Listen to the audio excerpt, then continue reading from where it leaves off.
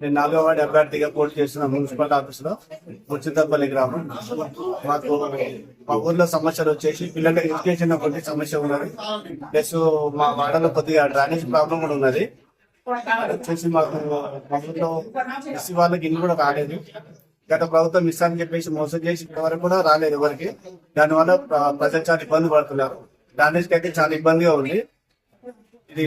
ఇది ఇక్కడ నుంచి 4వ వార్డు నుంచి నాకు పోటీ చేసి గెలిపిస్తే ఈ అన్ని సమస్యలు నేను తీర్చుతాను. అంటే ఎటువంటి సమస్యలు తీరుస్తారు అన్న? ఊర్లో ఎటువంటి సమస్యలు మీకు? సమస్యలు డ్రైనేజ్ అభివృద్ధి, మన ఎస్సీ కాలనీ కింద మాకు ఎస్సీ ఏది మన కమెంట్ వాళ్ళు కూడా కొంచెం ఇబ్బంది ఉండే. అక్కడ పైన వాడు మీద వాళ్ళకి కింద వాళ్ళకి ఎస్సీ కాలనీ ఉండే, ఇప్పుడు అది లేకుండా చేసింది గత ప్రభుత్వం వచ్చేసి. ముందుకున్న కమెంట్ వాళ్ళను కొద్దిగా తీసేసి షాపింగ్ కాంప్లెక్స్ చేసారు. అది మాకు కొద్దిగా ఇబ్బంది ఉంది.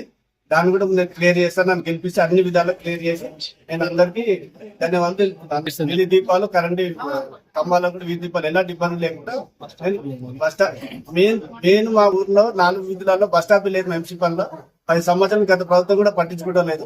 దాని గురించి శ్రద్ధ తీసుకుని సౌకర్యం కోసం బాత్రూమ్ లేడీస్ కూడా బాత్రూమ్ చాలా ఇబ్బంది అవుతుంది రోడ్ల మీద. వాళ్ళకి కూడా అన్నిటికీ సమస్యలు నేను తీరుస్తాను. సార్ వాళ్ళకు ఇప్పుడు అర్థం కావట్లేదు. ఎడ్యుకేషన్ క్యాండిడేట్ ఇప్పుడు వచ్చారు, బాగా బీజేపీ పార్టీ అంటే చాలా అభిమానంతో ఉన్నారు. వాళ్ళు గెలిపిస్తామని మాట ఇచ్చారు. గెలుస్తున్నాం సార్. అందరికీ ధన్యవాదాలు.